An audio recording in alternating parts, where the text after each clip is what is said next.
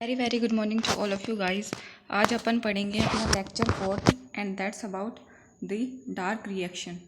So without any further delay let's start. Dark reaction देखो, dark reaction को पढ़ने से पहले अपने कुछ टॉपिक्स हैं जो बचे हुए हैं उनको कंप्लीट करते हैं। पहले डार्क रिएक्शन का थोड़ा इंट्रो देखते हैं। The two of this process that have been identified in the antennas of the oxygenic photosynthetic organism, मतलब दो कौन सी प्रोसेस होती हैं जो एंटीनाज में प्रेजेंट होती हैं, that are the phenomena of state transition और एक होता है अपना नॉन फोटोकेमिकल क्वेंचिंग। अपन ने नॉन फोटोकेमिकल क्वेंचिंग तो ऑलरेडी पढ़ लिया है। नॉन फोटोकेमिकल क्वेंचिंग क्या था भाई, जैसे लाइट उसके एंटीना कॉम्प्लेक्सेस के ऊपर गिरती है वो क्या करते हैं, उसे क्लोरोफिल ए के पास रिएक्शन सेंटर के पास पहुंचाते हैं, मतलब वहाँ पर फोटोसिंथेसिस रिएक्शन तो हो जाती है, बट जो एक्स्ट्रा लाइट होती है, जो एक्स्ट्रा लाइट बच जाती है, उसको स्टेबल प्लांट्स कैसे करते हैं, नॉन फोटोकेमिकल क्वेंचिंग की हेल्प से करते हैं। ठीक है, नॉन फोटोकेमिकल क्वेंचिंग ऑलरेडी अपन पढ़ चुके हैं। अब अपन पढ़ेंगे the phenomena of state transition. State transition क्या होता है, मतलब स्टेट ट्रांजिशन का फिनोमिना क्या कहलाता है। सो देखिए, स्टेट ट्रांजिशन का फिनोमिना इसमें क्या है, जैसे ही हाई लाइट इंटेंसिटी होती है, मतलब हाई अमाउंट में लाइट होती है प्लांट्स के ऊपर, एक तो अपना फोटो सिस्टम सेकेंड होता है और एक अपना फोटो सिस्टम फर्स्ट होता है। तो फोटो सिस्टम, सपोज करो फोटो सिस्टम जो फर्स्ट है that is not working properly, मतलब if photo system first is not working properly then क्या होगा भाई, फोटो सिस्टम फर्स्ट है वो अच्छी तरीके से काम नहीं कर पा रहा है। क्यों नहीं कर पा रहा है, बिकॉज लाइट भले ही इनके ऊपर हाई लाइट इंटेंसिटी हो, बट अभी भी इसको जितनी लाइट सफिशिएंट इसके लिए होती है उतनी लाइट इसको नहीं मिल पा रही है। That's why photo system first is not working properly. जो फोटो सिस्टम फर्स्ट है अपना वो अच्छी तरीके से काम नहीं कर पा रहा है। तो इससे क्या होगा, फोटो सिस्टम फर्स्ट अच्छे से काम नहीं कर पा रहा है। फिर क्या होगा, जो प्लास्टोक्विनोन है PQ that is converted into plastohydroquinone. किस में कन्वर्ट हो जाएगा वो, प्लास्टोहाइड्रोक्विनोन में। If photo system first is not working properly then plastoquinone is converted into plastohydroquinone. Plastoquinone है वो प्लास्टोहाइड्रोक्विनोन में कन्वर्ट हो जाता है और प्लास्टोहाइड्रोक्विनोन की मात्रा यहाँ पर क्या हो जाती है, ज़्यादा हो जाती है। जैसे ही प्लास्टोहाइड्रोक्विनोन में कन्वर्ट होता है फिर क्या होगा, ये इसकी स्टेट फर्स्ट है। ओके, ये स्टेट फर्स्ट है। फिर क्या होगा भाई, यहाँ पर क्या होगा, LHC सेकेंड के ऊपर एक फॉस्फेट ग्रुप जुड़ जाता है। LHC सेकेंड के ऊपर कौन सा ग्रुप जुड़ जाता है, फॉस्फेट ग्रुप। किसकी प्रेजेंस में जुड़ेगा, LHC सेकेंड काइनेज एंजाइम की प्रेजेंस में। LHC सेकेंड काइनेज एंजाइम की प्रेजेंस में फॉस्फेट ग्रुप ऐड हो जाता है। LHC second phosphorylated form bind with PS first. PS first के साथ LHC सेकेंड ग्रुप क्या हो जाता है, बाइंड हो जाता है। ठीक है, फिर बाद में क्या होता है, अभी क्या होगा, PS फर्स्ट तो अच्छी तरीके से वर्क करने लग गया, बट अभी क्या है, जो PS अपना सेकंड है, सपोज करो that this is not working properly. अगर ये अच्छे से काम नहीं कर पा रहा तो क्या होगा, यहाँ पर जो LHC सेकंड है किसके साथ बाइंड हो रहा है, ये PS फर्स्ट के साथ। ये क्या, इसको बाद में हो जाएगा तो किसके साथ बाइंड हो रहा है, फिर बाद में क्या करेगा, अपना फॉस्फेट ग्रुप है उसे क्या कर देता है, ये रिमूव कर देता है। फॉस्फेट ग्रुप जो LHC सेकेंड होता है वो dephosphorylated form bind with PS second. फिर बाद में क्या होता है, PS सेकेंड के साथ उसकी डीफॉस्फोरिलेटेड, मतलब जो फॉस्फेट ग्रुप है वो क्या हो जाता है, रिमूव हो जाता है। कौन सी एंजाइम की प्रेजेंस में, फॉस्फेटेज एंजाइम की प्रेजेंस में। I hope this is clear to you. So अब आगे देखिए, अब आगे अपन पढ़ते हैं एसिड बेस फॉस्फोरिलेशन एक्सपेरिमेंट। मतलब इस एक्सपेरिमेंट में देखो क्या है, एसिड बेस फॉस्फोरिलेटेड एक्सपेरिमेंट। इसमें क्या करना है भाई, अपने को इस एक्सपेरिमेंट के अंदर अपने को प्रूव करना है दैट डार्क कंडीशन में जो प्लांट्स होते हैं वो ATP का फॉर्मेशन करते हैं या फिर नहीं करते हैं। इसको एक एक्सपेरिमेंट के थ्रू अपन समझेंगे। इसमें मेनली तीन चीज़ों की रिक्वायरमेंट होगी। एक तो अपना क्लोरोप्लास्ट है, मतलब थाइलेकोइड डिस्क। जो चीज़ें थाइलेकोइड में होनी चाहिए वो सभी इसमें भी होनी चाहिए। एक अपना एसिडिक pH बफर होना चाहिए और तीसरा अपना बेसिक pH बफर होना चाहिए। तो देखो इस एक्सपेरिमेंट में क्या है,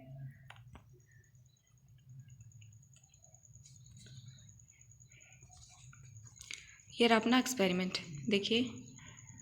सो see this experiment very carefully. इधर देखिए, स्टार्टिंग में अपने पास ये क्या है, अपन ने बफर मीडियम लिया है। बफर मीडियम जिसका पीएच कितना है अपना 4 है, 4 पीएच है, दैट मीन्स कैसी नेचर होगी इसकी, एसिडिक होगी या फिर बेसिक होगी, ऑब्वियसली एसिडिक नेचर होगी। एसिडिक नेचर में फिर अपन ने इसके अंदर क्या डाल दिया है, थाइलेकोइड डाल दिया अपना। जैसे अपन इसमें थाइलेकोइड डालते हैं फिर क्या होगा भाई, जो थाइलेकोइड है उसकी नेचर भी यहाँ पर, ये जो थाइलेकोइड इसके अंदर डाल दिया उसकी नेचर भी कैसी हो जाएगी, थाइलेकोइड यहाँ पर जो थाइलेकोइड है उसकी नेचर भी यहाँ पर कैसी हो जाएगी, एसिडिक हो जाएगी। पीएच 4 में डालते ही ये सभी थाइलेकोइड कैसे हो गए, एसिडिक नेचर के हो गए। फिर क्या करते हैं अपन, इस वाले जो अपन ने थाइलेकोइड अपना जो एसिडिक नेचर हो गया, फिर उसको अपन किस में ट्रांसफ़र कर देते हैं, पीएच 8 वाले बफर के अंदर, मतलब बेसिक बफर के अंदर। जैसे बेसिक बफर के अंदर डालते हैं तो वो थाइलेकोइड अब कैसे नेचर का हो जाएगा, ऑब्वियसली बेसिक नेचर का हो जाएगा। फिर क्या करते हैं अपन, फिर इस बफर के अंदर अपन ऐड करते हैं एडीपी प्लस फॉस्फेट ऐड करते हैं। जैसे ही अपन एडीपी और फॉस्फेट मतलब ये दोनों जैसे ही अपन ऐड करते हैं तो फिर बाद में वहाँ पर ये किस में कन्वर्ट हो जाता है, एटीपी में कन्वर्ट हो जाता है। तो यहाँ पर क्या हो गया, एटीपी सिंथेसिस स्टार्ट हो गई।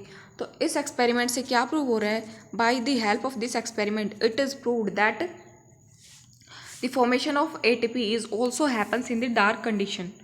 बट कंडीशन क्या होगी, एडीपी प्लस फॉस्फेट होनी चाहिए, उसका पीएच अंदर का पीएच कैसा होना चाहिए, बेसिक होना चाहिए, और बाहर का पीएच कैसा होना चाहिए, एसिडिक होना चाहिए। ये सारी क्या हो जाएंगी, कंडीशन हो जाएंगी। अब देखो एक दूसरा अपना एग्जांपल है, इसको देखो, एक कोई थाइलेकोइड की मेम्ब्रेन है, वो उसके अंदर देखो एक ऐसी कंडीशन बनाई है जब बाहर पीएच कितना है अपना, पीएच 4 है, मतलब बाहर क्या है एसिडिक, अंदर क्या है पीएच 8 बेसिक मीडियम है, और अंदर क्या डाल दिया यहाँ पर एडीपी प्लस फॉस्फेट डाल दिया, और एक यहाँ पर लगा दिया एटीपी सिंथेज। एटीपी सिंथेज जैसे ही टरबाइन घूमेगा ये क्या करेगा, एटीपी का फॉर्मेशन करेगा। तो यहाँ पर एटीपी सिंथेज को उल्टा लगाया गया है, ठीक है, उल्टा लगाया गया है, और अंदर एडीपी प्लस फॉस्फेट डाल दिया और पीएच 8 है। तो बताओ यहाँ पर एटीपी का फॉर्मेशन होगा या नहीं होगा, ऑब्वियसली होगा। आगे देखिए, अभी आगे अपन देखते हैं एनर्जेटिक्स, मतलब इन प्रोसेस में जो एनर्जी होती है वो कितनी, मतलब कितनी एडीपी बनती है, कितनी एटीपी बनती है, वो सब देखते हैं। एनर्जेटिक्स देखो, 8 फोटोन इक्विवेलेंट होते हैं, किसके बराबर होंगे, 2s2 मॉलिक्यूल ब्रेक। जब 2s2 मॉलिक्यूल ब्रेक होते हैं तो 8 वो किसके इक्वल होता है, 8 फोटोन के बराबर होता है। अभी आगे देखो 2s2, ये अपन ने पहले भी पढ़ी थी रिएक्शन, 2s2 जब ब्रेक होता है तो 4 इलेक्ट्रॉन में टूटता है, 4 प्रोटोन प्लस O2, ये O2 रिलीज होती है। अब ये 4 इलेक्ट्रॉन होते हैं वो किसके बराबर होंगे, 8 प्रोटॉन के बराबर, क्योंकि एक इलेक्ट्रॉन जब स्टोमा में गया था, कहाँ से, ल्यूमन से स्टोमा में गया था, तो वो किस मतलब अपने साथ 2 प्रोटॉन लेके आ रहा था, 2 प्रोटॉन के बराबर था। तो यहाँ पर 4 इलेक्ट्रॉन तो मतलब 8 proton transfer into lumen, lumen के अंदर ट्रांसफ़र कर दिए गए थे, बाद में ले आ रहे थे नहीं आ रहे थे, इसके अंदर ल्यूमन के अंदर ट्रांसफ़र कर दिए, और बाद में 4 प्रोटॉन ये यहाँ से आ गई लाइसिस ऑफ वाटर से। तो टोटल कितने प्रोटॉन हो गए, टोटल हो गए अपने 12 प्रोटॉन, 12 प्रोटॉन हो गए, और 12 प्रोटॉन हो गए दैट मीन्स 3 एटीपी हो गई। वाई, बिकॉज 8 एटीपी कितने प्रोटॉन के बराबर होती है, 4 प्रोटॉन के बराबर। तो टोटल एटीपी कितनी हो गई, 3 एटीपी, और यहाँ पर 2 NADPH प्लस H+, क्योंकि बुक्स के अंदर NADPH प्लस H+ लिखा है, इसको NADPH2 भी लिख सकते हैं, सॉरी NAD2 NADPH भी लिख सकते हैं। I hope this energetics is clear to you. अब साइक्लिक रिएक्शन में और देख लेते हैं। साइक्लिक रिएक्शन में देखो, साइक्लिक रिएक्शन के अंदर 4 प्रोटॉन, क्या साइक्लिक रिएक्शन के अंदर कोई NADP बन रही थी, नहीं बन रही थी, ओनली ATP का फॉर्मेशन हो रहा था। उसके अंदर वाटर का जो हाइड्रोलाइसिस है वो नहीं हो रहा था, वाटर के हाइड्रोलाइसिस की रिक्वायरमेंट ही नहीं थी, तो क्यों कराएंगे भाई। तो इसके अंदर ओनली किसका फॉर्मेशन हो रहा है, ATP का फॉर्मेशन हो रहा है। ओनली 8 प्रोटॉन आ रहे थे, 8 proton, that means only 2 ATP।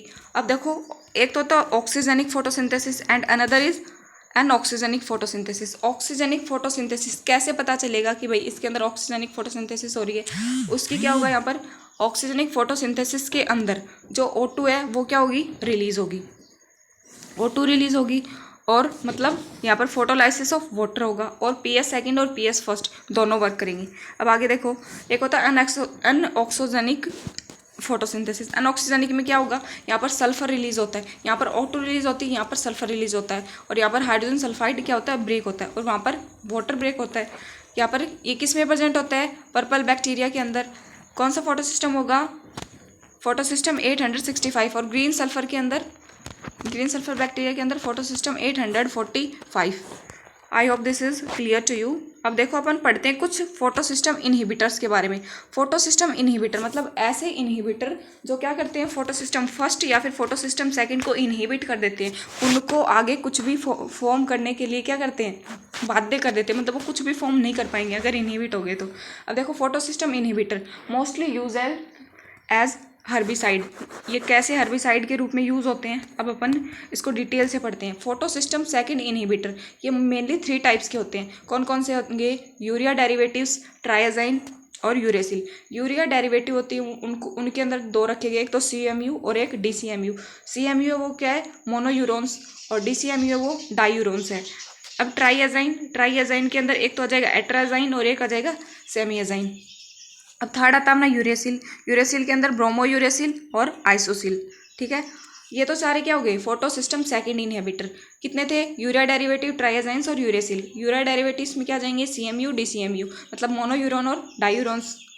ट्राइएजाइन में एट्राजाइन और सेमिएजाइन, और यूरेसिल में ब्रोमो यूरेसिल और आइसो यूरेसिल। फोटोसिस्टम फर्स्ट के जो इनहिबिटर हैं वो एक तो पैराक्वाट हो गया और एक डाइक्वेट हो गया। ठीक है, ये 2 ही हैं, पैराक्वाट और डाइक्वेट। अब आगे देखिए ये कैसे हर्बिसाइड के, इनकी अपन प्रोसेस देखते हैं। देखो इधर, ये क्या अपना फोटोसिस्टम फर्स्ट है या फिर सेकंड है, फोटोसिस्टम सेकंड है। इस फिर बाद में यहाँ पर क्या बन रहा था, ये सब ये आगे सेम ही रिएक्शन है इसकी। फोटोसिस्टम सेकंड, क्विनोन है, क्विनोन ए से फिर A से B तक, यहाँ पर बीच में क्या हो जाता है, DCMU बाइंड हो जाता है। जैसे DCMU बाइंड होगा मतलब आगे की जो रिएक्शन है वो नहीं करने देगा, फिर प्लास्टोक्विनोन के आगे। अब ये देखो आगे क्या बाइंड हो जाता है, आगे अपना बाइंड होता है DBMIB, आगे ये बाइंड हो जाता है साइटोक्रोम B6 के पहले और प्लास्टोक्विनोन के बाद में ये वाला बाइंड हो जाता है। ये भी क्या है, हर्बिसाइड की तरह यूज़ होता है, but it is a photo inhibit, ये एक इनहिबिटर है। ठीक है, अब आगे देखिए यहाँ पर DCMU हो सकता है, CMU हो सकता है, और DBMIB मतलब प्लास्टोक्विनोन एनालॉग। प्लास्टोक्विनोन एनालॉग क्यों बोलते हैं, प्लास्टोक्विनोन के जस्ट बाद में ये बाइंड होता है। और ये वाले क्या है, इनहिबिटर है। ये भी DCMU इनहिबिटर है या नहीं है, यस है। अब आगे देखिए यहाँ पर P700 मतलब फोटोसिस्टम फर्स्ट। यहाँ पर आगे क्या आएगा, A0 A1 A2, यहाँ पर FA और ये लिख रखा है, इसका मतलब क्या है, A1 और A2। ये क्या करते हैं भाई, ये डायरेक्ट बाइंड नहीं होते, ये क्या करते हैं, इसके इलेक्ट्रॉन को यहाँ से इलेक्ट्रॉन को ले लेते हैं, और इलेक्ट्रॉन लेके ये जो पैराक्वाट है ये क्या करते हैं, oxygen reactive species reactive oxygen species बना देते हैं, मतलब रिड्यूस्ड फॉर्म में आ जाएंगे। जैसे ये रिड्यूस्ड फॉर्म में आएंगे फिर बाद में इससे क्या होगा, रिड्यूस्ड ऑक्सीजन, जो रिएक्टिव ऑक्सीजन स्पीसीज है उनका फॉर्मेशन होगा। आ रही बात समझ में, रिएक्टिव ऑक्सीजन स्पीसीज का फॉर्मेशन होगा पैराक्वाट और डाइक्वाट से। ये क्या है, फोटोसिस्टम फर्स्ट के इनहिबिटर, और ये क्या है, फोटोसिस्टम सेकंड के inhibitor. I hope this are clear to you, and this inhibitor are used as a herbicides in the plants के अंदर कैसे यूज होते हैं, हर्बिसाइड्स की तरह। अब देखिए डार्क रिएक्शन को पढ़ने से पहले अपन ने ये रिएक्शन पढ़ी थी फोटोसिंथेसिस की, 6CO2 12H2O C6H12O6 6H2O plus 6O2। इनके अंदर क्या क्या चीज़ है जिनका फॉर्मेशन हो चुका लाइट रिएक्शन के अंदर। लाइट रिएक्शन के अंदर अपन ने देखा ऑक्सीजन भी हो गया, यहाँ पर वाटर से क्या क्या हो गया भाई, H2O O2 ये सब तो हो चुकी है। अब अपने को क्या देखना है, कार्बन डाइऑक्साइड से किसका फॉर्मेशन देखना है, ग्लूकोज का फॉर्मेशन देखना है। And these all are under dark reaction के अंदर आएंगे सभी। देखिए डार्क रिएक्शन होती है उसको अपन C3 साइकिल भी बोलते हैं। C3 साइकिल क्यों बोलते हैं, क्योंकि जो फर्स्ट कंपाउंड इसके अंदर जो बनता है इस साइकिल के अंदर वो 3 कार्बन का होता है। C3 साइकिल बोलते हैं। कैल्विन साइकिल बोलते हैं। कैल्विन साइकिल मतलब कैल्विन साइंटिस्ट ने इसके बारे में बताया था। और क्या बोलते हैं इसको, फोटोसिंथेटिक कार्बन रिडक्शन। यहाँ पर इसके अंदर क्या होता है, कार्बन का रिडक्शन होता है। अभी देखिए इसके कुछ मेन पॉइंट्स हैं। Occurs in the stoma of chloroplast, कहाँ पर होता है ये, क्लोरोप्लास्ट के स्टोमा में होगा। ऑब्वियसली बात है, थाइलेकोइड में तो कौन सी हो रही थी, लाइट रिएक्शन, और डार्क रिएक्शन कहाँ होगी, स्टोमा में। एंजाइमेटिक रिएक्शन है इसके अंदर, क्या रूबिस्को का यूज होगा, that's why it is enzymatic reaction. Ancient time में रूबिस्को कहाँ से लिया गया भाई, एंशियंट टाइम में एनोलेज एक एंजाइम है, इसको रूबिस्को को वहाँ से लिया गया है। अब आगे देखिए CO2 फिक्सेशन, इसके अंदर और क्या होगा, कार्बन डाइऑक्साइड का फिक्सेशन होगा। और क्या होगा, complete pathway was traced by Melvin Calvin, मतलब ये सारा पाथवे किसके द्वारा बताया गया है, किसके द्वारा खोजा गया है, मेल्विन कैल्विन के द्वारा। और एक यूनिसेलुलर एल्गे में और आइसोटोपिक 14 कार्बन डाइऑक्साइड इसको यूज़ किया गया है। आगे देखो इसमें यूज़ किया गया, सॉरी,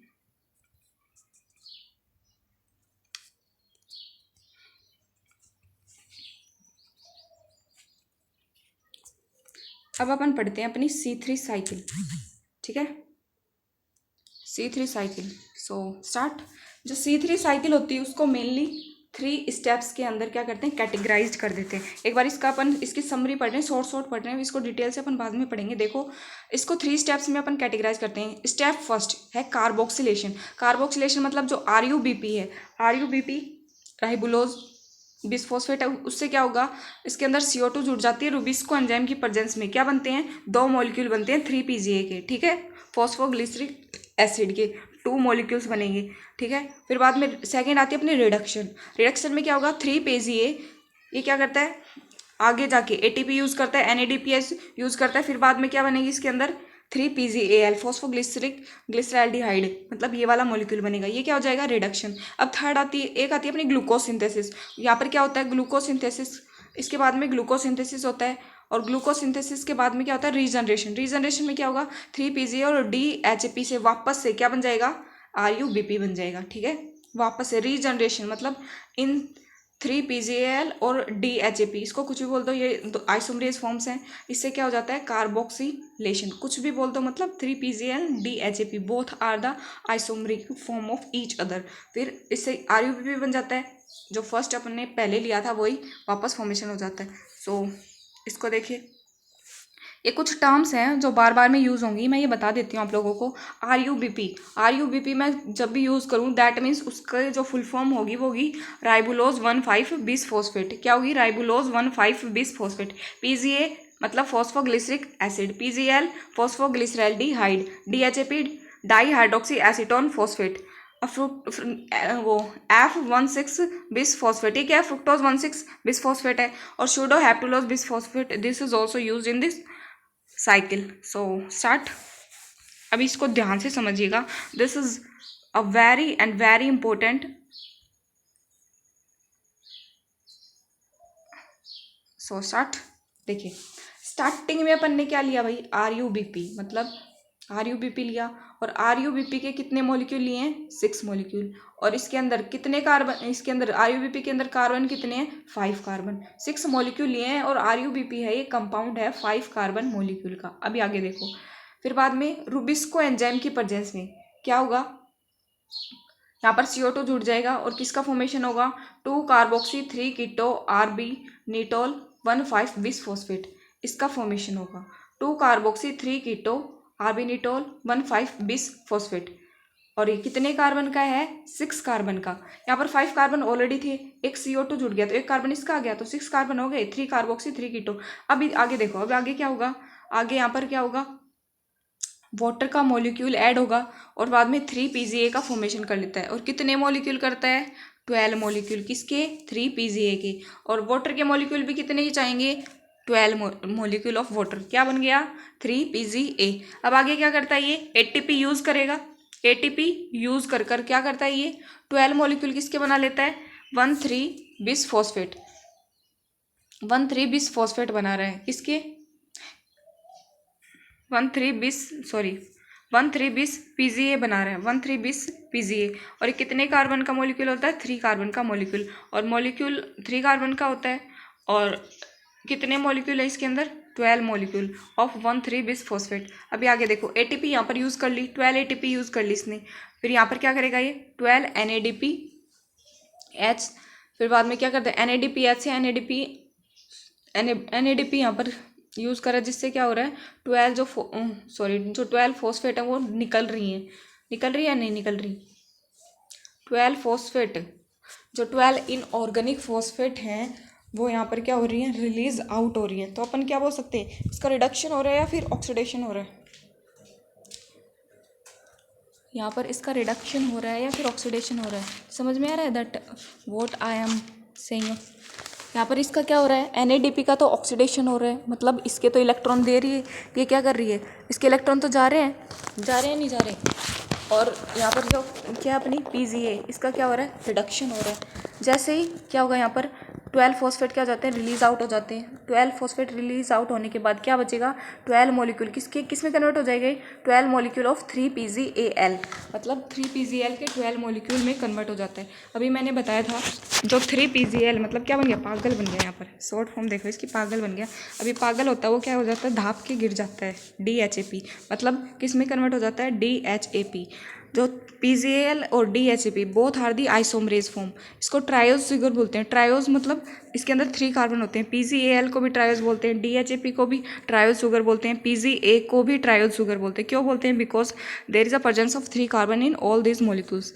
अभी आइसोमरेज फॉर्म है, मतलब जो PGAl है वो DHAP में कन्वर्ट हो सकता है और DHAP 3PGAl में कन्वर्ट हो सकता है। अभी देखिए अपन छोटे से पार्ट में देखते हैं यहाँ पर ग्लूकोज का फॉर्मेशन। ग्लूकोज का फॉर्मेशन कैसे हो रहा है, ग्लूकोज का फॉर्मेशन होने के लिए एक मॉलिक्यूल तो ले लेना है, किसका, 3PGAl का, और एक मॉलिक्यूल DHAP का।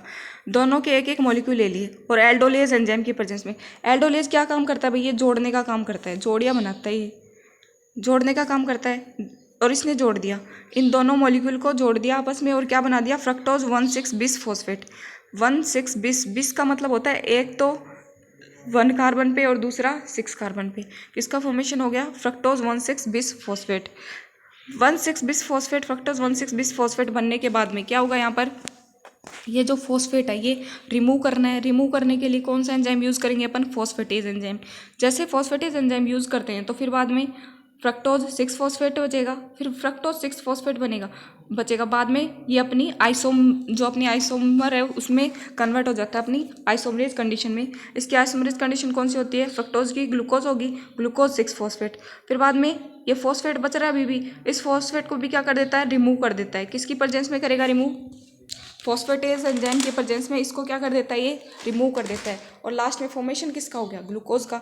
ये ग्लूकोज का फॉर्मेशन एक अलग से अपन ने समझा है, I hope this is clear to you. इसके अंदर एक मॉलिक्यूल पागल का यूज़ हुआ और एक मॉलिक्यूल धाप का यूज़ हुआ। और फिर बाद में एल्डोलेज का काम क्या होता है, ये जोड़ियाँ बनाता है, जोड़ता है। फिर फ्रक्टोज 1,6-bis फॉस्फेट बना दिया। फ्रक्टोज 1,6-bis फॉस्फेट से फॉस्फेटेज की प्रेजेंस में जो फॉस्फेट है वो रिमूव हो गया और इसकी आइसोमरेज कंडीशंस बन जाएंगी एंड एट लास्ट ग्लूकोज का फॉर्मेशन हो जाएगा। अभी इधर देखिए, यहाँ पर अपन ने एक एक मॉलिक्यूल यूज़ कर लिए। अभी कितने मॉलिक्यूल बच गए इसके, अब देखिए इसको आगे देखते हैं अपन। एक एक मॉलिक्यूल यहाँ पर अपन ने यूज़ इसके कर लिए। अब आगे देखिए, 2 मॉलिक्यूल ऑफ 3PGAl। यहाँ पर 12 मॉलिक्यूल थे अपने पास, 2 मॉलिक्यूल यूज़ कर लिए पागल के और 2 मॉलिक्यूल DHAP के। 2 मॉलिक्यूल किसके यूज़ कर लिए, DHAP के। फिर वही एल्डोलेज एंजाइम की प्रेजेंस में, एल्डोलेज क्या करता है भाई, जोड़ियाँ बनाता है, जोड़ता है, इन दोनों को जोड़ देगा।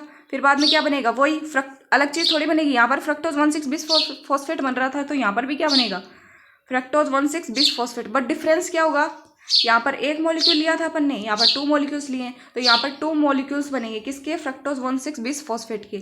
अब देखिए यहाँ पर अपने पास बन गया फ्रक्टोज 1,6-bis फॉस्फेट। अभी बिस फॉस्फेट बन गया, फ्रक्टोज 1,6-bis फॉस्फेट।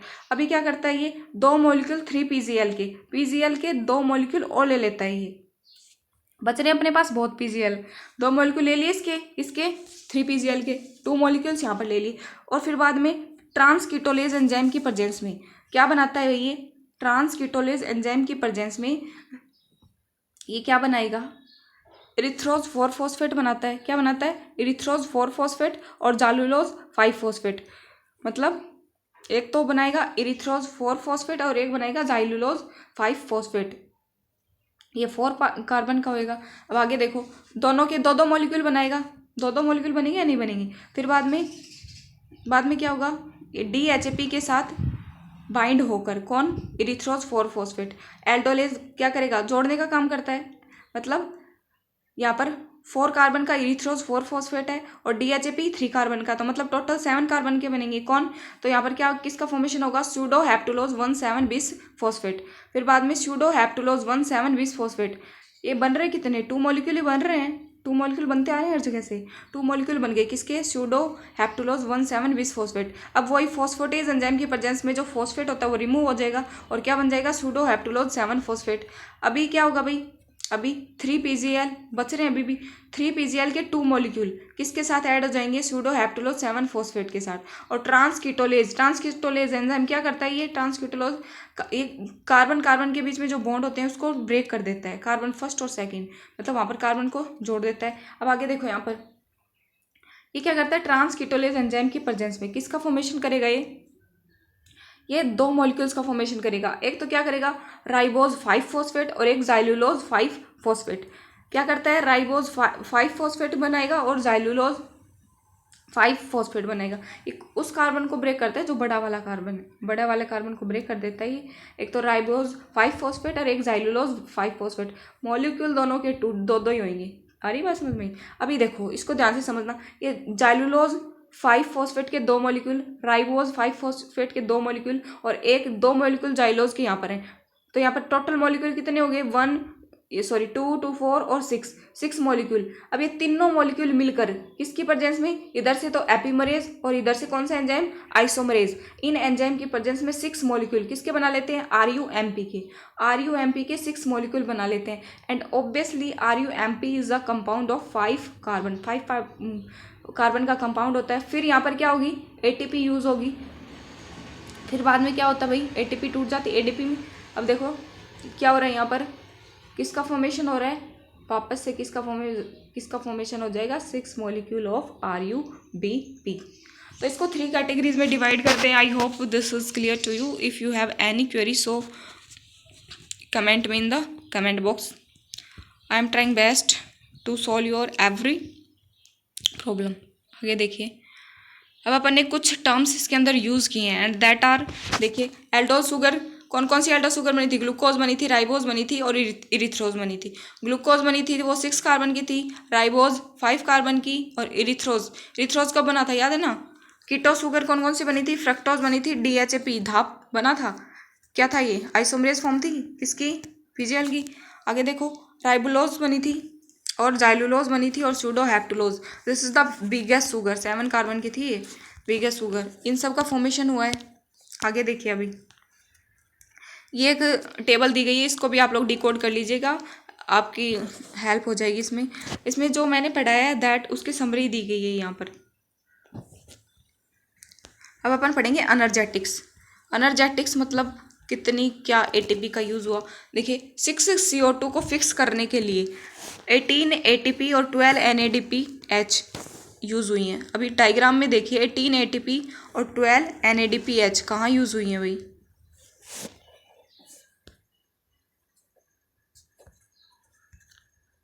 वेट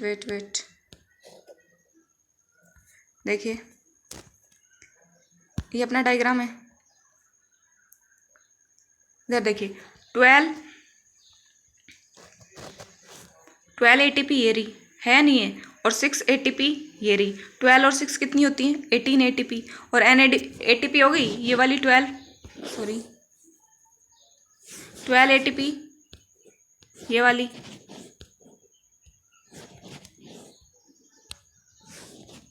और 6 ATP ये, तो टोटल ATP कितनी हो गई, टोटल ATP हो गई अपनी 18 ATP हो गई। अब NADPH देखिए, ये रही अपनी NADPH। अभी आगे देखिए यहाँ पर